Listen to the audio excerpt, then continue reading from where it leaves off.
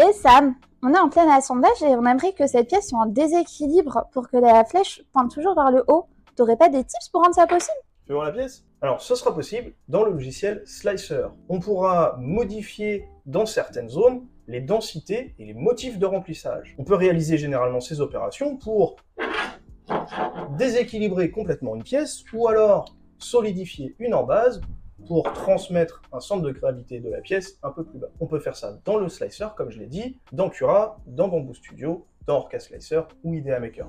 On regarde ça ensemble?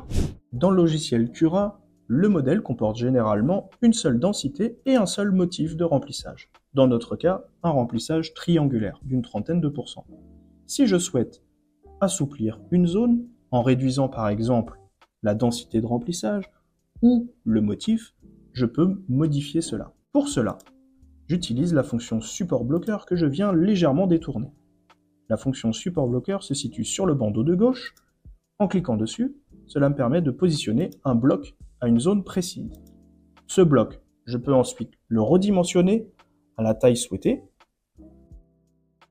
et je viens le repositionner de manière à englober complètement la zone que je souhaite impacter. Ce support bloqueur, je vais le modifier dans son paramétrage. En cliquant sur le paramétrage par modèle, je viens ensuite sélectionner les paramètres de chevauchement de ce modèle. Je m'assure qu'il impacte uniquement le remplissage. En cliquant sur le bouton paramétrage, je viens appeler les éléments liés au remplissage, c'est-à-dire la densité et le motif. Je ferme la boîte de dialogue. Maintenant, j'ai accès à la modification de la densité et du paramétrage. Partons sur un remplissage à 25% en gyroïde. Pour appliquer le paramétrage, il ne me reste plus qu'à trancher.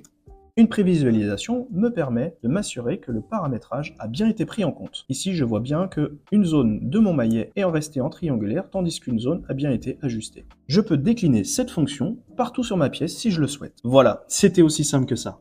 Bien heureusement, dans la majeure partie des slicers aujourd'hui, on peut changer la densité de chaque pièce, voir certaines zones, et le motif. Ça nous permettra de faire plein de variantes possibles.